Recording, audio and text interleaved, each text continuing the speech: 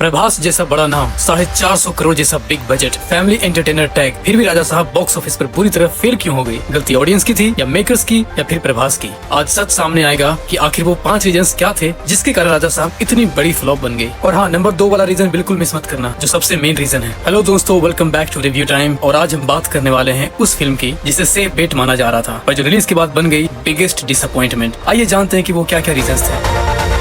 Number 1, confusion genre problem. सबसे पहली और सबसे बड़ी प्रॉब्लम कंफ्यूजन। राजा साहब ना पूरी तरह कॉमेडी थी, न रोमांस, न हॉरर, न इमोशन में घुसा और न ही मास ऑडियंस का वो प्रभास मोमेंट मिला जिसके लिए लोग थिएटर जाते हैं। फैमिली एंटरटेनर के नाम पे एक ओवर कुक्ड खिचड़ी सर्व कर दी गई जिसमें कभी लव स्टोरी दिखा रहे थे तो कभी हॉरर और कभी जबरदस्ती की कॉमेडी। पर स्टोरी का सोल क्या है वो डायरेक्टर को भी नहीं पता। नंबर 2, जो सबसे इम्पोर्टेंट रीजन है, प्रभास इन कॉमिक रोल। सच बोलूं तो प्रभास को वैसे रोल सूट ही नहीं करते जहाँ वो जबरदस्ती के 3 हीरोइन के साथ रोमांस करते हुए दिखे और जबरदस्ती की कॉमेडी। I mean look at Prabhas personality, tall, heighted, bulky body, wide frame. अब ऐसी पर्सनालिटी वाले को रंग बिरंगे कपड़े पहनाकर तुम नाचे नाचे करवाओगे तो कहाँ से अच्छा लगेगा? एग्जाम्पल के लिए इस फिल्म के 2 गाने में सिर्फ प्रभास को गौर से देखो तो क्लियरली पता चल जाएगा कि उस पर नहीं जच रहा है जो वो कर रहा है और वो सही से कर भी नहीं पा रहा है। प्रभास को हम कैसे याद रखते हैं खुद ही सोचो। मोस्टली सबका आंसर होगा बाहुबली से, और ऐसे रोल अभी प्रभास को सूट करते हैं, ना कि ऐसा रोल जो याद ही नहीं रहता। राजा साहब में प्रभास बुरे नहीं थे पर उनका कैरेक्टर ही वीक लिखा गया था, और जब हीरो ही याद ना रहे तो फिल्म का क्या होगा? नंबर 3,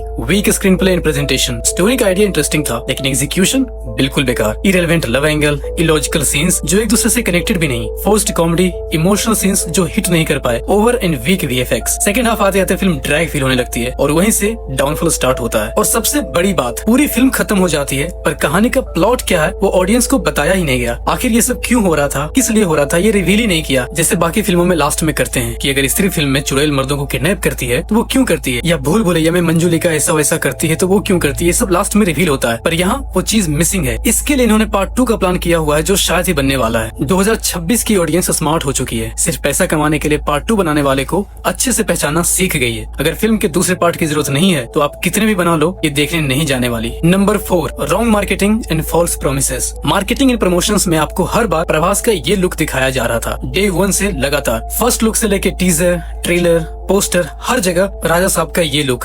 बट आयरनी ये है कि फिल्म में कहीं भी प्रभास का ये लुक देखने को मिला ही नहीं। ऑडियंस वेट करती रही कि ये सीन अब आएगा, पर पिक्चर खत्म हो गई और प्रभास को राजा साहब लुक के बदले उनको देखने को क्या मिला? एक जोकर। जब एक्सपेक्टेशंस गलत सेट हो जाती है ना, फिल्म अच्छी होकर भी नहीं चलती। और यहाँ तो प्रॉब्लम और बड़ी थी, लोगों को लग रहा था मास ब्लॉकबस्टर आ रही है लेकिन थिएटर में मिली एवरेज फैमिली फैंटेसी फिल्म। और last reason, number 5, content is greater than star power era. ये फिल्म एक और चीज प्रूव करती है, स्टार पावर का जमाना खत्म हो रहा है। आज के टाइम पे ऑडियंस बोलती है स्टोरी लाओ वरना भूल जाओ। चाहे प्रभास हो चाहे कोई और सुपरस्टार, अगर कंटेंट वीक हुआ तो रिजल्ट भी वीक मिलेगा। तो क्या राजा साहब सच में इतनी बुरी फिल्म थी? जवाब है नहीं, पर ये फिल्म आउटडेटेड थी, कंफ्यूज्ड थी और ऑडियंस के लेवल से पीछे थी। इसीलिए राजा साहब ना थिएटर में रुकी ना बॉक्स ऑफिस पे टिकी। अब सवाल आपसे, क्या राजा साहब सच में प्रभास के लेवल की फिल्म थी या ऑडियंस एक्सपेक्टेशन ज्यादा हो गई है? क्या प्रभास को अपना जॉनरा चेंज करना चाहिए? कमेंट सेक्शन में अपना ज्ञान दो, और अगर आपको चाहिए रियल ऑनेस्ट सिनेमा एनालिसिस तो रिव्यू टाइम को सब्सक्राइब करना मत भूलना।